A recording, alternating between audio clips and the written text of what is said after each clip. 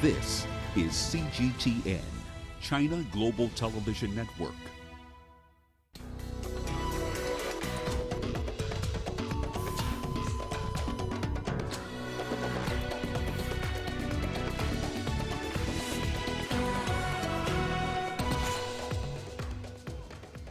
At least 12 people infected in the new Ebola outbreak in the Democratic Republic of Congo. Police escort George Floyd's casket back to a funeral home as protests continue across the United States. And we bring you the latest on the global battle against the coronavirus as the death toll in Africa passes 5,300.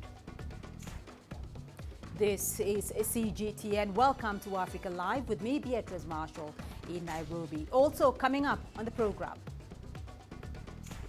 In business news, online services gain popularity in Africa amid COVID-19 restrictions.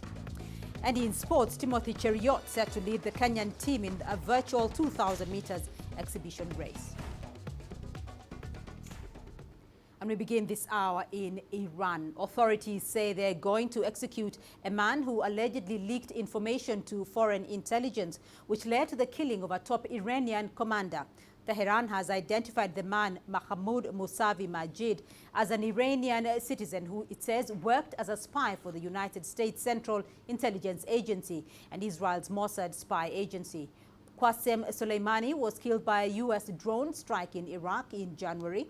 Washington blames Soleimani for masterminding attacks by Iran-aligned militias on American forces in the Middle East. His assassination infuriated Tehran, which retaliated with a rocket attack on an Iraqi base where U.S. forces were stationed.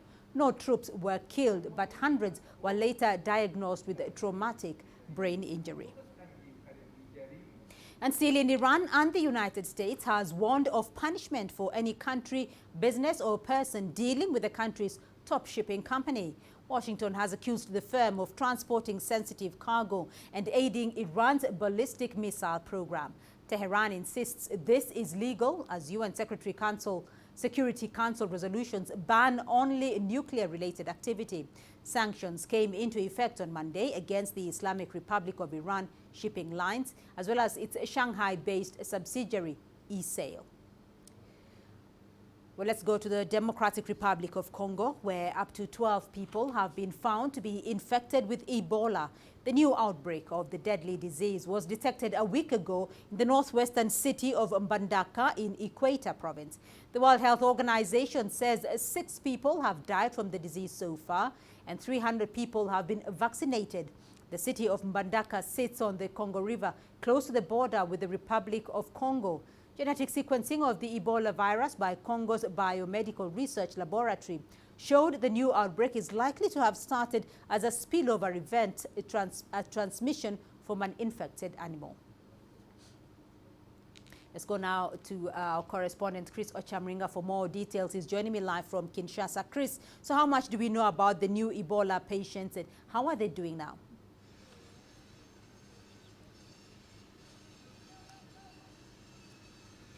Chris. Well, Beatrice, the health authorities in the DRC haven't disclosed the condition of these 6 patients who have survived.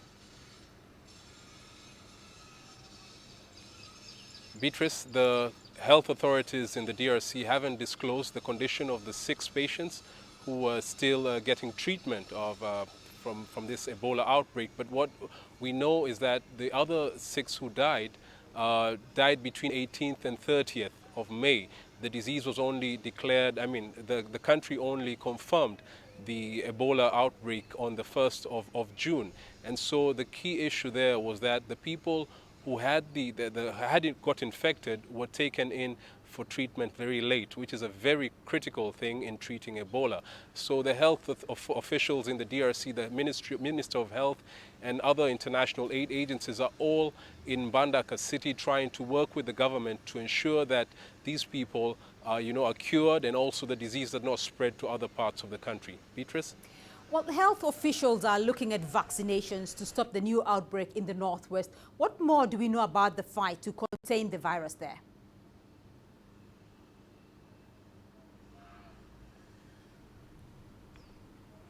Well, the authorities are throwing all they have, towards this new outbreak. There are two vaccines that they've been using, the Johnson & Johnson and Iverbo, but they also have two drugs that have proved very effective.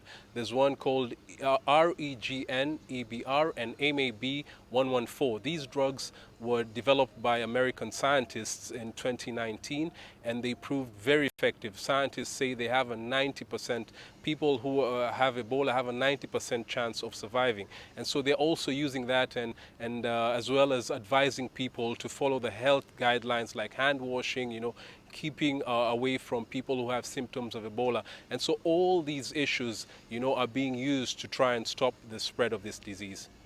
Well, Chris, DRC is also battling against COVID-19, which has had some far-reaching impacts there. Describe for us how the different approaches are working between control measures for Ebola and at the same time control measures for COVID-19, which is a major problem for the DRC at the moment.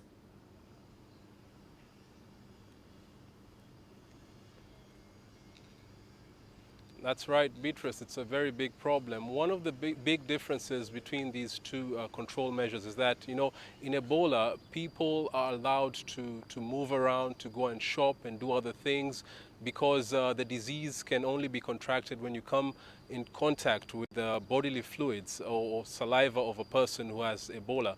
But for COVID-19, which is very more contagious, people are told to keep at home, stay home, and also if they have to go out, they have to maintain this, social distance. And it's something that hasn't been happening really much in Kinshasa, especially, which is the epicenter of the COVID-19. Many people do not believe that this COVID-19 exists. They're saying this is a rich man's disease, it's for the white people, and so they're not really following the health guidelines issued by the Ministry of Health.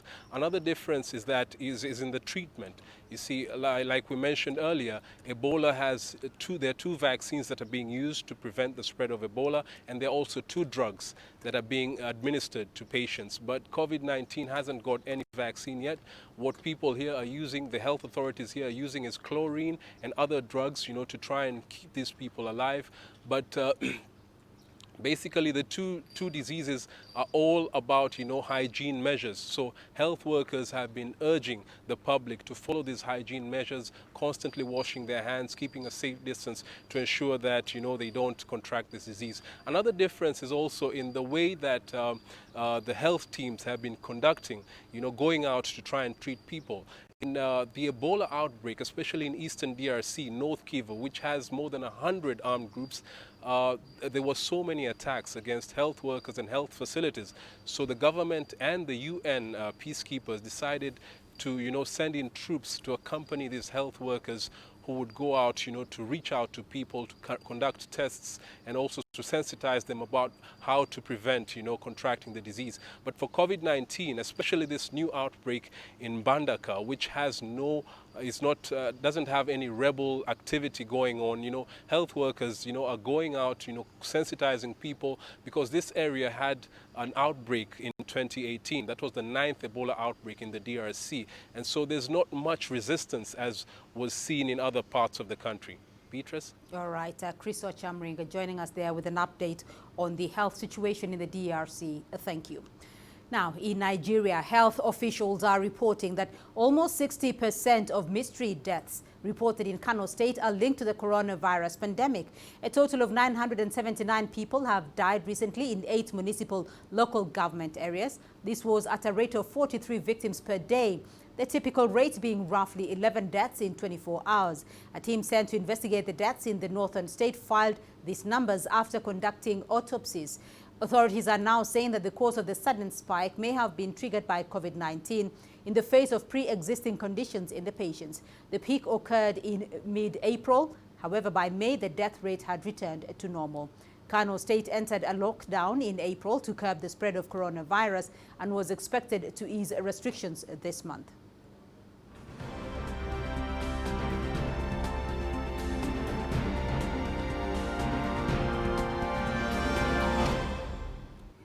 Well, Africa has recorded more than 195,000 coronavirus cases with more than 86,000 recoveries. Africa continues to record the lowest death toll globally. It currently stands at just over 5,300. With many countries on the continent easing their lockdown measures, governments are urging citizens to eat healthy, maintain physical distancing and exercise good hygiene habits. Now, in Northern Africa has recorded over 56,000 coronavirus infections. Egypt accounts for over half of these cases in the region. They have 35,000 cases. 5 more doctors have succumbed to the coronavirus, raising the total number of deaths among doctors to 52. Now, the Egyptian Medical Syndicate says it is doing its best to provide all medical staff with the right protective gear and medical equipment as they tackle the coronavirus pandemic. In West Africa, Nigeria has over 12,800 cases of COVID-19. The country has recorded over 360 deaths. The Health Ministry says 60% of the deaths in the northern Kano state are likely due to the coronavirus. But the Kano state government says the deaths were caused by complications from hypertension, diabetes, meningitis, and acute malaria, and not the COVID-19 pandemic. Kano State entered a lockdown in April to stem the spread of the virus. The federal government says this month it would ease the lockdown restrictions. And in East Africa, there are over 22,000 cases of coronavirus. South Sudan has the highest in the region with over 6,000 infections. It is followed by Djibouti, which has over 4,000 cases. In Khartoum, though, many Sudanese are demanding an end to the national lockdown. Workers in the informal sector say the government extended restrictive measures without addressing their core economic needs. Businesses, markets, schools and mosques have been shut for nearly 2 months, and some Sudanese do not have a source of income as a result.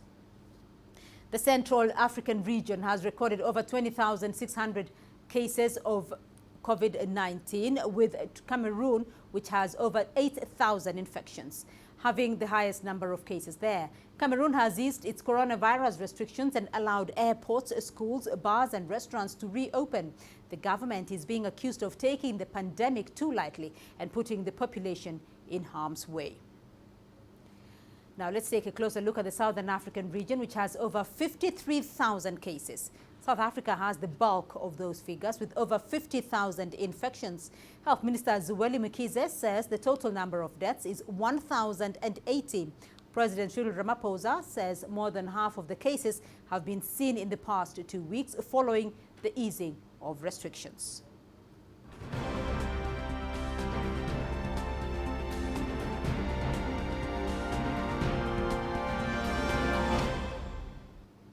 A Chinese medical team is about to complete its mission in Sudan after staying in the country for 2 weeks. CGTN's Ho Weiwei sat down with the deputy chairman of Sudan's national body for combating COVID-19, who looks forward to a long-term collaboration with medical institutions from China.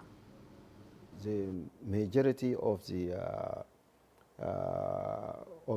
infection is in the capital, in Khartoum. It's almost like 80% of the infections in Khartoum.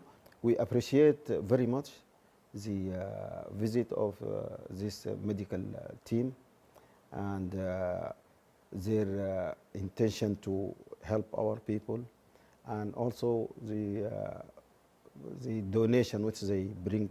To what extent are the Chinese doctors able to help ease the situation here? They visited different medical centers, hospitals, isolation centers, laboratories. They share ideas, they share experience, they give their observation, give their ideas about the protocols and how to make it more effective. How can the two countries continue to make joint contributions of the global fight against the COVID-19? They have built an idea practically through these visits, which can help them to think for the future, disease prevention and all these things, how to cooperate for the future and continually, not just something temporary, but how to establish a permanent collaboration between the Chinese medical institutions and Sudanese medical institutions. In the Chinese city of Wuhan, health officials say 300 asymptomatic COVID-19 cases were found not infectious. This came after researchers took their samples to a laboratory which failed to cultivate any active virus. The asymptomatic cases were identified between late May and early this month as the city tested nearly 10 million residents for the virus. Meanwhile, Hubei provincial authorities reported 0 COVID-19 cases on Monday, while 84 asymptomatic patients are under medical observation. The release of the Chinese white paper on the country's battle against COVID-19 has received various reactions from African leaders. The paper records the experience of China in tackling the pandemic with detailed timelines, rich data charts, and vivid story cases. China has always emphasized in the epidemic prevention, put people's lives and health first. This has set an example for our country after the outbreak in Morocco. First, President Xi set the direction. Second, he deployed work through a series of meetings at different levels to the front line, formulated detailed isolation, treatment, diagnosis and prevention measures have made a great contribution to all mankind. We can see this from the data of the white paper. China mobilized manpower and resources in a short time, quickly provided to more than 150 countries and regions emergency medical equipment and supplies. To the U.S. now, and as protests continue over the police killing of George Floyd, his casket has been escorted by officers back to a funeral home.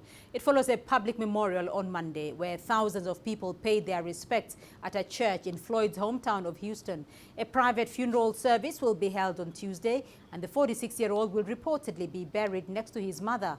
Meanwhile, Floyd's family lawyer has sent a request to the United Nations appealing for intervention in the investigation into his killing.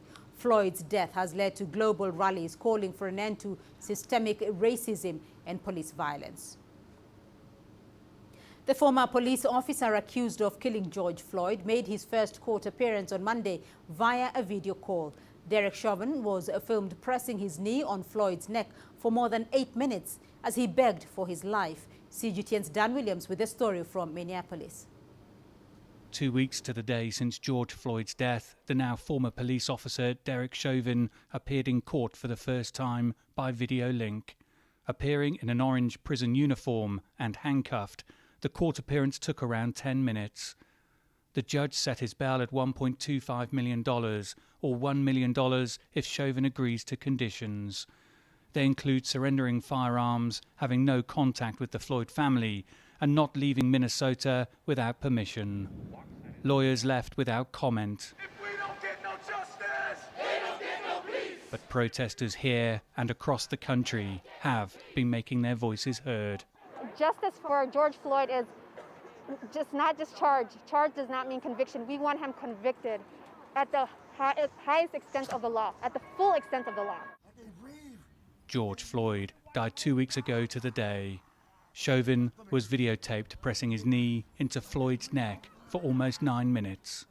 Floyd's death sparked major protests across the twin cities of Minneapolis and St. Paul.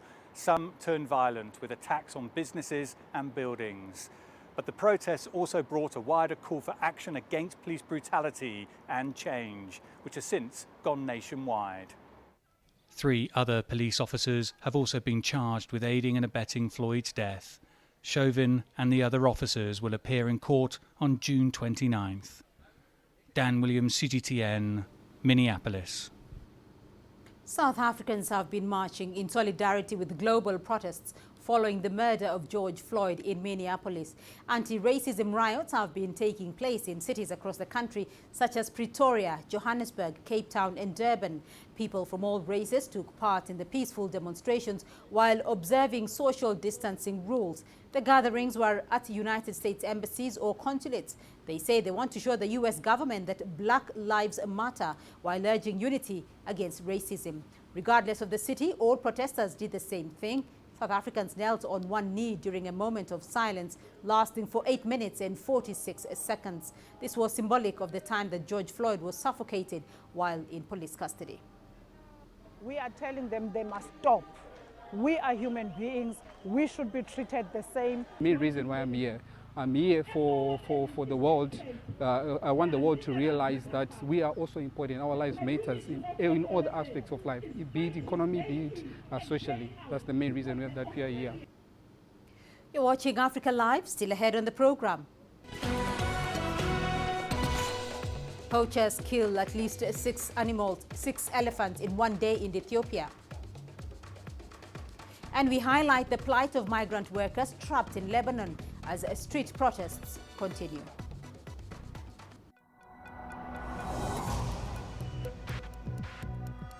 Each day, there are millions of stories.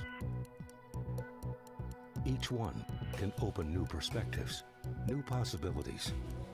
Wherever you look, we are there to see, discover, explore. We put the pieces together to find what really matters to you, all around the world, all around the clock. Our reporters are at home across the globe. From our headquarters in Beijing and production centers in Washington, Nairobi, and London, China Global Television Network. Stories from across the globe, reaching people across the globe. CGTN. See the difference.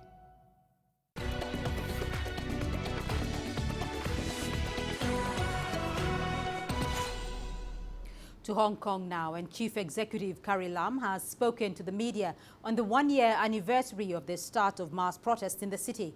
On the 9th of June 2019, hundreds of thousands of demonstrators gathered in the city rallying against a proposed fugitive bill. Months of unrest then followed. Everybody has to learn a lesson. Hong Kong cannot stand by such chaos. The people of Hong Kong want a peaceful and stable environment. In light of the global economic recession due to the pandemic, more than ever we need a stable environment in order to restore people's normal lives. Although the city has been hit hard by the pandemic, Lam says Hong Kong is still an economic hub and the SAR government will roll out various measures to create jobs. It also plans to allocate money to residents over the age of 18. Each person will receive 10,000 Hong Kong dollars as early as July the 18th. That's about $1,300. Well, let's now look at other stories. Chinese authorities have said the behavior of protesters in Hong Kong has disrupted the city and threatened security. The deputy director of the Hong Kong and Macau Affairs Office made the remarks on Monday. I've heard many say the central government's move was forced by Hong Kong's opposition and radical separatist forces. I agree with this to some extent. They have taken the restraint and forbearance of the central government and the SAR government as weakness. They have gone. Well, Chiang says the national security legislation for Hong Kong is important to the smooth implementation of the one country, two systems principle. But opposition parties continue to express their concerns about the move, saying it could harm Hong Kong's autonomy. Poachers have killed at least 6 elephants in a single day in Ethiopia. Wildlife officials say this is the largest of such slaughter in the country.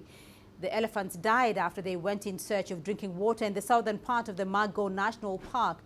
Ganabul Bulmi, who is the park's chief warden, says poachers targeted the elephants and removed all their tusks. Ethiopia had more than 10,000 elephants in the 1970s, but poaching and habitat degradation have reduced the number to about 2,500 in recent years. In Lebanon, another violent round of street protests is underway as price hikes and unemployment continue, driven by an unprecedented economic crisis that started last year. In the shadow of that crisis are the country's estimated 250,000 domestic workers who are foreigners. They've been tossed out from jobs and are helplessly waiting for a way out. Stephanie Fried has the story. The front lines of Lebanon's economic crisis. Street battles fought between riot police and increasing numbers of Lebanese who are free-falling into poverty. Behind the scenes, Lebanon's discarded domestic workers. They're owners, that the way we call them, so they just come here and drop them. I don't get it. My employer dropped me off here. They brought me through an agency, then threw me on the street. It's the same for all of us. We've all been tossed out. They came to Lebanon under employer sponsorship programs. Households that now can't afford their services drop them at the doorstep of Ethiopia's embassy. Today, this morning, 5 more girls were thrown here. The Lebanese government should do something to either prevent employers from tossing us out like this or take some other decision. We are helpless. Overflowing shelters can't accommodate the discarded workers. The airport has been shut down since March. There's no way out. They're living on the street. There aren't any toilets here. That's a problem. There's really nothing here for us. With Lebanon's poverty rate hovering around 50%, the overwhelmed government is looking for an estimated $20 billion in International Monetary Fund and donor relief capital. They sit and sleep here on the street like garbage. The madams put the girls in taxis and throw them outside the embassy. Lebanon's crisis spotlights its kafala, or sponsored foreign worker system, likened by one former labor minister to the slave trade. We have to help them. They're like us. They've been helping us for years, cleaning our houses, taking care of our kids. We cannot just, leave them on the street like this. The Brussels-based International Crisis Group suggests change in Lebanon will only happen when significant reforms, including a government overhaul to root out corruption, are enacted. Stephanie Fried, CGTN. Let's shift to Somalia now, which has been dealing with the aftermath of climate-related disasters in recent years. The coronavirus pandemic is now threatening to further disrupt the food supply chains near the country's capital. CGTN's Abdulaziz Bello has more from Mogadishu. Extreme weather has affected food production in Somalia. The United Nations says that up to 4 million people are in need of food assistance. A cycle of drought, flash floods and tropical cyclones has affected farmers and pastoralists. But a desert locust infestation is threatening to cause more harm, further worsening the country's humanitarian crisis. Climate change has become the biggest challenge for us as farmers. We have noticed heavy rains in recent years. In the past years, we experienced average rainfall, but now we see climate change in various locations. This has impacted food production, and we can no longer depend on harvests. We lost our harvest to flash floods and heavy rains last year, and this year we lost it to desert locusts. We are returning back to our farms, hoping to plant again, with the hope that we will get something in return. Along with continued insecurity, climate shocks are also impacting infrastructure. In parts of the south and central regions of Somalia, transportation has been paralyzed with roads destroyed, denying farmers the ability to take their produce to markets in major towns. Coronavirus restrictions has also seen a steady decline in supplies to markets. The country's capital accounts for nearly 70% of all active COVID-19 infections. As a result, the virus has created disruptions, with farmers not willing to travel to urban centers in fear of contracting the infectious disease. Achieving food safety is possible only when the government, private sector, and relevant agencies work together. Everyone has responsibilities to ensure that what is sold in the market doesn't cause harm to our population. We plan to support the private sector and raise awareness on the importance of food safety. In April, Mogadishu unveiled a safety net program funded by the World Bank. The program seeks to target more than 200,000 households with life-saving assistance as part of efforts to assist the vulnerable and those hardest hit by the coronavirus pandemic. Abdulaziz Bello, CGTN, Mogadishu, Somalia.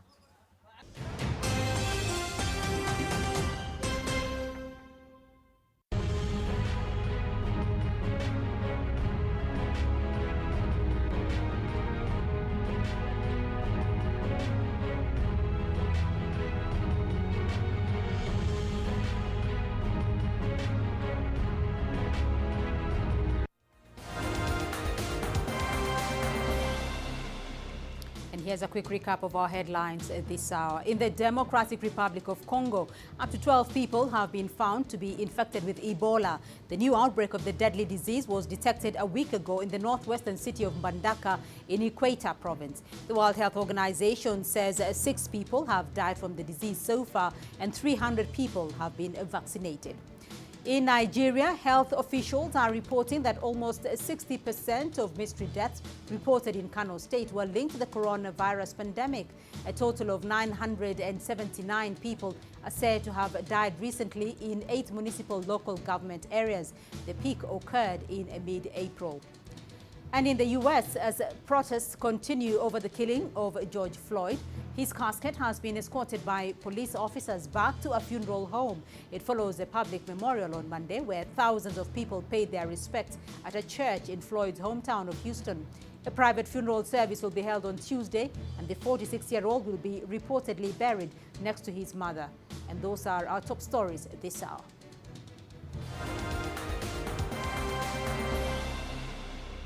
Well, let's now take a look at your business news. Here's what's ahead. We look at a proposed plan that Nigeria hopes will sustain its economy.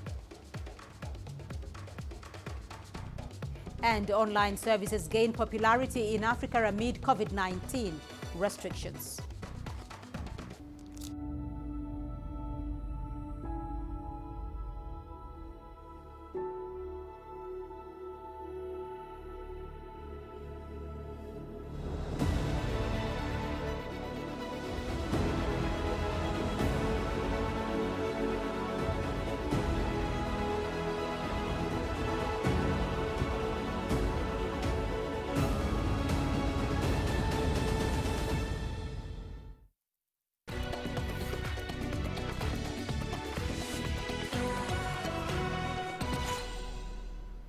The U.S. stock market has rallied this week, with the S&P 500 erasing all of its losses for 2020. But the National Bureau of Economic Research says the U.S. economy ended its longest expansion in history already in February and is in a recession due to the coronavirus pandemic. The S&P extended a rally from this year's lows to more than 40%, rising to a 15-week high. The Research Bureau said that the recession designation was warranted because of the unprecedented magnitude of the decline in employment and production and its broad reach across the entire economy. U.S. GDP fell at an annualized rate of 4.8% in the first quarter, and that's while the second quarter was expected to show an even worse annualized decline of about 20%. February's unemployment rate was at a record low of 3.5%, but COVID-19 pushed up the U.S. jobless rate to 14.7% in April before dipping to 13.3% in May. Racial justice protests are happening against the backdrop of an economic crisis not seen since the Great Depression in the U.S. The COVID-19 pandemic has exacerbated long-standing racial inequalities in America. A Pew Research Center survey says that Latino and Black households are being hit with more job losses than white ones. 66% of Latino households and 44% of Black households have had a job or wage loss due to the pandemic, compared to 38% of white households. Racial discrimination in many forms, including education, hiring, and pay practices, contributes to persistent earning gaps. As of the last quarter of 2019, the median white worker made 28% more than the typical Black worker and 35% more than the median Latino worker, according to BLS data. Meanwhile, Commerce Department figures compiled by the Urban Institute show that as of 2015, Black homeowners was 41.2%, far below the 71.1% for white ownership. While the American business community is making efforts to support racial equality in the wake of protests over the killing of African-American George Floyd by a white Minneapolis police officer, SoftBank has announced a $100 million opportunity fund for minority-owned businesses in response to the protests that erupted in cities across America. The fund is drawing praise as an important step in the right direction for venture capital, which has historically underrepresented minorities. Meanwhile, the Bank of America is committing $1 billion to address economic and social disparities heightened during the COVID-19 pandemic. The 4-year commitment will address problems in job training, health, small businesses and housing. Twitter founding and CEO Jack Dorsey is donating $3 million to former NFL quarterback turned activist Colin Kaepernick's group Know Your Rights camp. Dorsey says his donation to the group and a series of contributions to other organizations will be part of his Start Small Grants initiative launched in April. Let's shift our attention to Nigeria now, where the government is set to spend about $6 billion to fund its new economic sustainability program. The plan comes in the wake of COVID-19, which has paralyzed economic activity in the West African nation. The ongoing global health crisis is causing loss of income for households and businesses, as well as a huge revenue setback for the government. According to the IMF, Nigeria's economy is expected to shrink by 3.4% this year. At the same time, Africa's biggest economy could face a recession lasting until 2021. And staying in Nigeria, domestic airlines are expected to resume operations on June the 21st, but flights will only be able to carry 50 to 70% of a plane's total passenger capacity.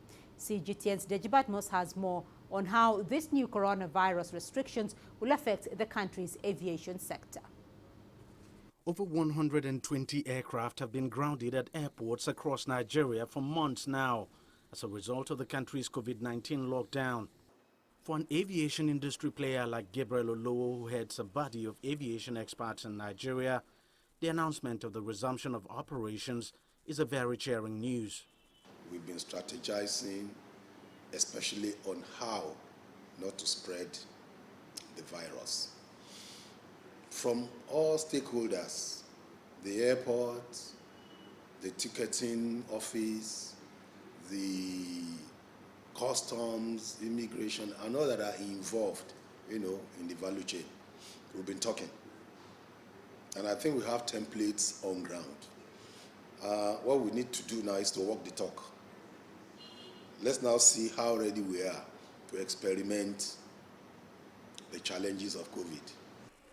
Part of Nigeria's coronavirus mitigation strategy is a directive by the government that every flight must not exceed between 50 to 70% passenger capacity to allow for social distancing. The demand of social distancing on board, where today's passenger is asking for the cheapest fare, you might need 70, 80, 90% load factor to break even. If you're going to need 80% load factor to break even, and social distancing demands that the aeroplane will be 50% at the same cost of doing business and at the same tariff that you are used to, it's not going to be possible. There's every likelihood that fares may go up when flight operations eventually resume. But for a frequent flyer like Tony, fares are the least of his problems. Yes, I'm more bothered about safety because I'm one of the frequent flyers, and I'd rather my safety comes first before the cost. That's the biggest issue we have. But I feel government should not leave it to the airlines alone. I feel government should come to their aid. That's the only way you can make the airlines be able to survive this time we're in. Aviation has been one of the sectors most impacted by Nigeria's coronavirus restrictions. Virtually all airlines have placed their employees on indefinite leave without pay. And even when flight operations begin later this month, it is certain that not all the employees will be recalled to work. Because of what has happened and because of the fear that people have been developed in people, it is going to take them time before they begin to think of even traveling. And even if you are going to travel again, it is going to require some procedures. They might start asking you to bring certificate. They might ask you to, do social distances. And because of all those, protocols, some people might decide to say, I'm not even going to travel now. The Nigerian Aviation Ministry estimates that for every day this lockdown has lasted, the cost on the country's aviation industry runs into almost $2 million daily. And even if airlines receive government support, it's still uncertain if they will find a viable financial path forward. Deji Badmus, CGTN, Lagos, Nigeria. And staying with aviation matters, South African Airways business rescue practitioners have asked for another extension to publish their final rescue plan. This time it's due to unions requesting more time. The plan was supposed to be published on June the 8th. Should the extension be granted, it will be made public on June the 15th. With the details, here's CGTN's Angelo Coppola. The business plan was leaked on Friday and called on government to raise in the region of around $1.2 billion to settle the debts and capitalize a new airline. It's understood that that price tag was something that the government and specifically the Public Enterprises Minister, Pravin Gordhan, balked at. And he actually told the practitioners to go back to the drawing board. We do understand that the practitioners have had a meeting with the SAA Creditors Committee, but not with the Employees Committee. On that draft plan, the practitioners, of course, have now requested an extension to the 15th of June to revise the rescue plan and resubmit it. There's also no more news on the alternative plans being developed between the unions and the Public Enterprises Minister. Some analysts have suggested, though, that one of the better options is to wind up or wind down the airline, as this will provide staff with a better deal in terms of retrenchment packages. It's also understood that the unions aren't overjoyed by this latest delay. Incidentally, June 15 is the day that the local airlines start limited domestic services between Johannesburg, Durban and Cape Town. I'm Angelo Coppola for CGTN in Johannesburg, South Africa. Now, in the battle to curb the spread of the coronavirus, strict restrictions on physical contact have become the new normal, dramatically changing the way we socialize and do business. Online services have now become an important part of our daily life, and for some businesses, a matter of survival. In Africa, the new realities are that the pandemic presents could be the much-needed push towards becoming a digital economy, which Okoronkwo explores. Stuck in the house? Bored? Hungry? For most, the social isolation at the peak of coronavirus lockdown measures forced us to rely on online services for the most basic needs, our food, entertainment, and as a tool for interacting socially or doing business. Well, here in Africa, internet penetration still remains low. But it turns out COVID-19 could be helping to accelerate a change in attitudes towards online services. The debate amongst stakeholders is whether the sudden need for safety and cleanliness could be a game changer for Africa's e-commerce and fintech platforms. According to players in Africa's e-commerce and fintech space, they are seeing higher levels of consumer adoption. Popular online marketplace Jumia reported that demand for groceries and essentials grew fourfold in the first quarter compared to last year, with customer and seller interest spiking. Tech firm Okra, which is Africa's first API that essentially connects bank accounts to various apps, has now seen a 175% rise in demand since March 2020. As more companies digitize their services due to COVID-19.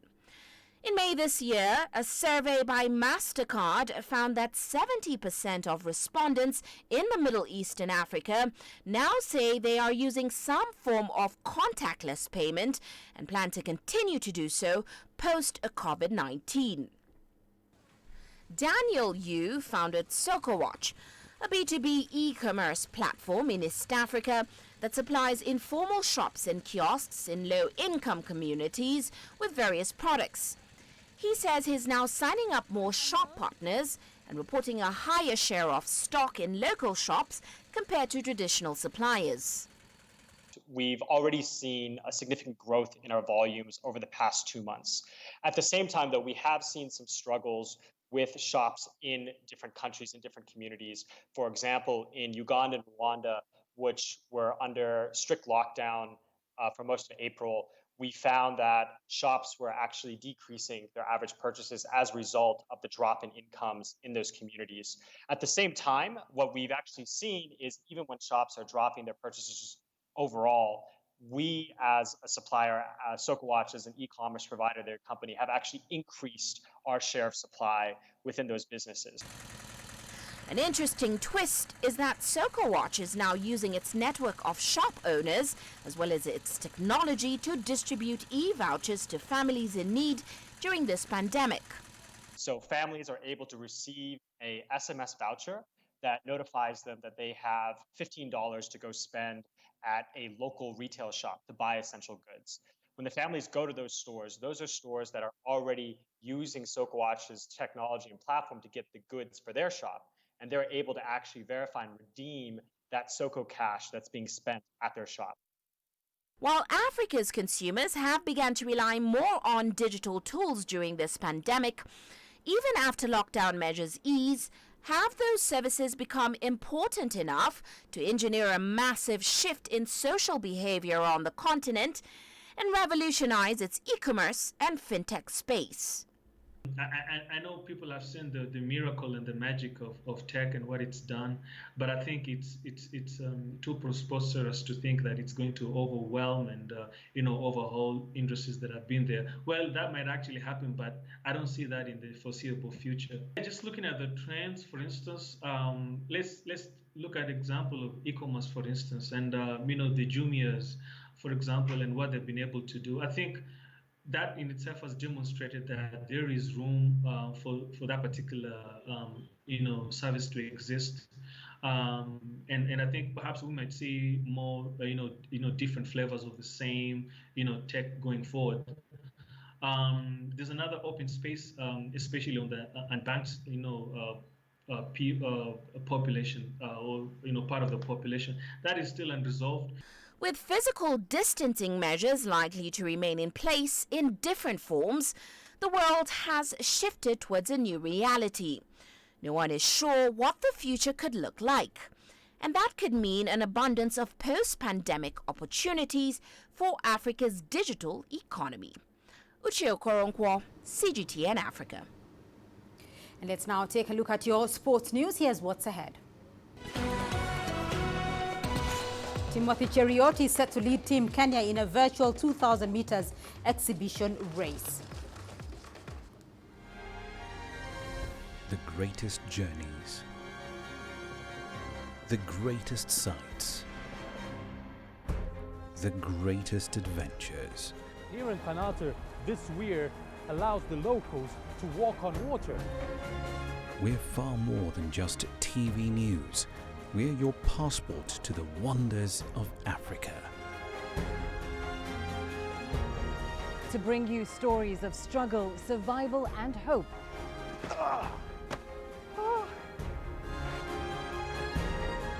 So let's explore.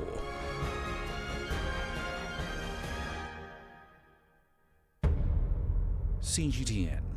See the difference.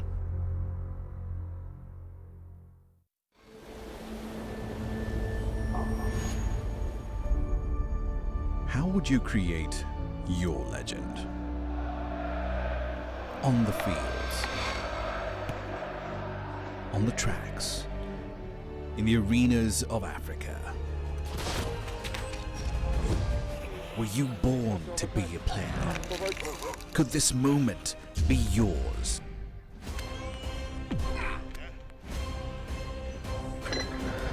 Sports Scene. Find your game.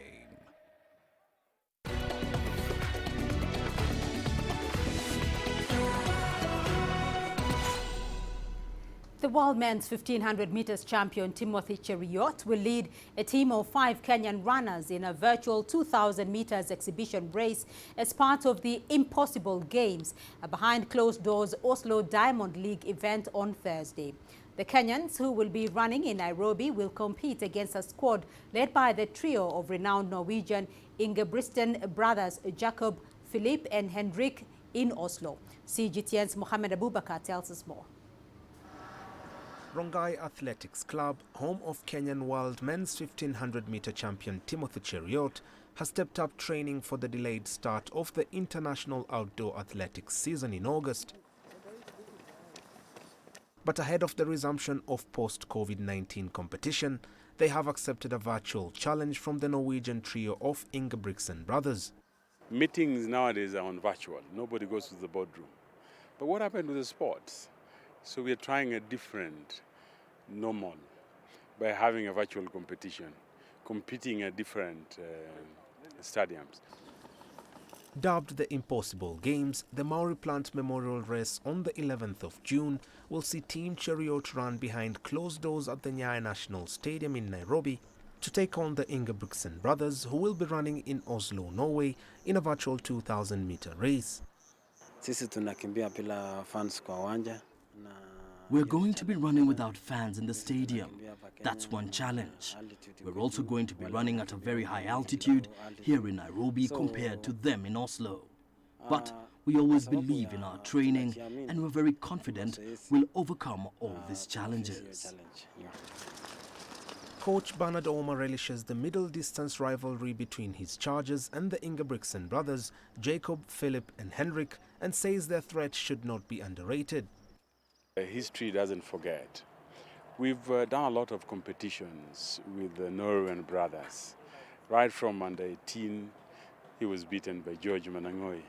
Under 20, he was again beaten by George Manangoi.